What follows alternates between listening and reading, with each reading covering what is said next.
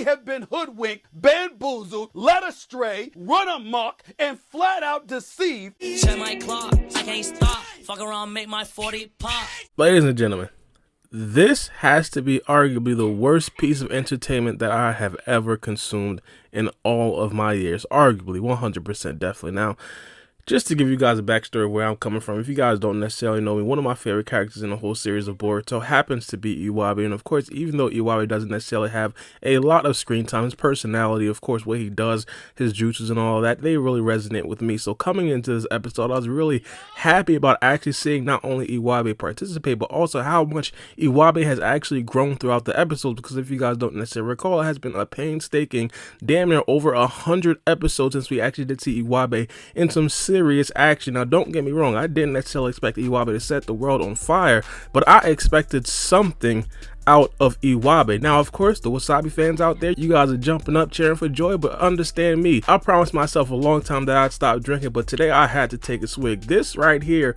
was absolutely atrocious. It was an atrocity. Now, again, coming into this episode, I had a slight suspicion that they do something to Iwabe to make him seem like he wasn't necessarily good enough. Now, don't get me wrong. Again, as I said, if Iwabe would have lost, I would have no problem with that.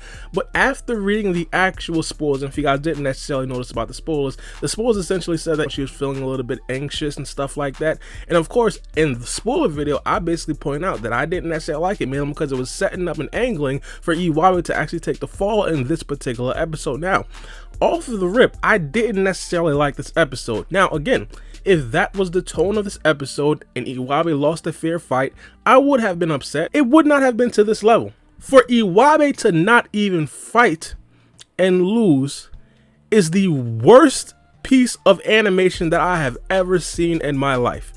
Period, point blank. Like, this is why a lot of people like Attack on Titan. This is why a lot of people like Death Note. This is why a lot of people like Demon Slayer. The classic shonen tropes are not visible in those animes. Of course, it happens, but they are not visible. I seen this episode from literally 2 to 3 weeks away. I seen this episode from 2 to 3 weeks away. I knew exactly what was going to happen, and I still believe that the Boruto writers were going to somehow finesse and finagle a way where Iwabe could still look actually good and actually make it seem like it wasn't necessarily a classic shonen trope. I had faith in the Boruto writers. This right here is me completely shocked. I had absolutely no idea that they would do this to me. I had absolutely no idea. Now, again, I personally believe that Iwabe is one of the strongest characters in this class.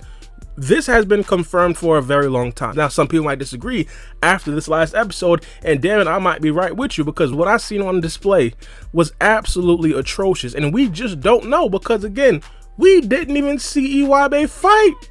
We seen this man create a large cat. Why? Because Wasabi was talking about a large cat. This right here has to be some of the most surprising things to me that I've seen since we realized that Rock Lee was bald. And to be honest, this right here might actually trump Rock Lee being bald. You guys know how distressed I was when I found out Rock Lee was actually bald. Now, specifically with this episode, you could clearly understand why Wasabi was nervous. Before even seeing her parents there, she was nervous. Her mother and father walk in. Now she's shitting bricks. She's thinking that everything is going downhill. Next thing you know, her grandmother walks in. It's so quiet in that room, you can hear a rat pissing on cotton. And then contrasting that, we see Iwabe in his locker room. He getting hyped. He basically telling everybody that he wants to become the Hokage. I'm thinking, damn right, Iwabe, you better become the Hokage. I'm literally out here slandering Sarada just because I want to hype up Iwabe. My goodness. They hop in the ring. Wasabi's hyperventilating like Kyle Rittenhouse on trial. I'm thinking in my head like, yo, Iwabe is about to get this feline out of the paint as soon as possible, ASAP. Turns out that that wasn't the case. They clashed, but Iwabe quickly realized that Wasabi wasn't necessarily completely into it, and then out of nowhere they break out a full-blown conversation about how some shinobis don't necessarily want to become the Hokage. Now, at this particular point, I'm already cracking open a bottle of 1942. This right here seemed like it was going downhill very quickly, and it definitely did. Iwabe starts to build a monstrosity of a cat. Again, I'm damn near already pouring up the shot because I see what's going on. This man is expending expending so much damn chakra that 100% this man is going to be completely out of chakra after this. I'm thinking to myself, can somebody please save Iwabe? Does Iwabe not have a family? Like, can someone slap some sense into this man? No, turns out that the Boruto writers, they were on a mission to create the worst piece of animation that the mass public has ever seen. And they succeeded. Iwabe failed to even actually make an attempt to actually win the tuning exam. All he wanted to do was prove a point by building a cat. The cat didn't even make any sense. Like, how in the world was that going to persuade Wasabi to now chase her dreams and want to become the Hokage? Like, what message was this sending? Now, again, on the Wasabi side of things, you could completely like this episode. If you were a Wasabi fan, you gained a lot of respect for Wasabi, and of course, her character developed immensely. But what in the hell was this for Iwabe? And it's not like we could start slandering Iwabe like how we do Konohamaru. Iwabe literally didn't fight.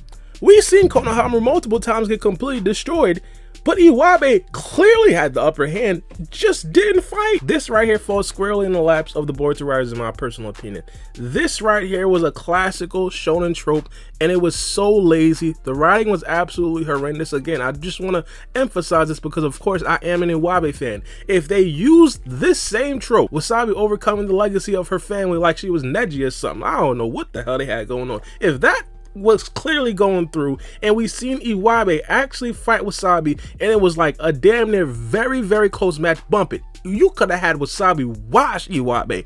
As long as Iwabe would have actually tried, I would have been fine. I'd still be drinking in 1942, but I'd still be fine. But for Iwabe again to not even fight, I ain't gonna lie.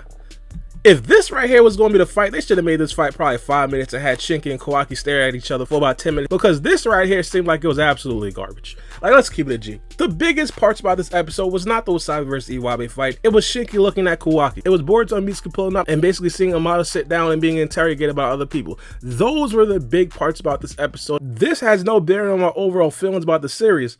But for this particular episode, for this particular studio, for the staff behind this episode, my God, I ain't gonna lie, I have some real concern. Stephen A said at the beginning of the video, we were hoodwinked, bamboozled, led astray, run amok, and flat out deceived.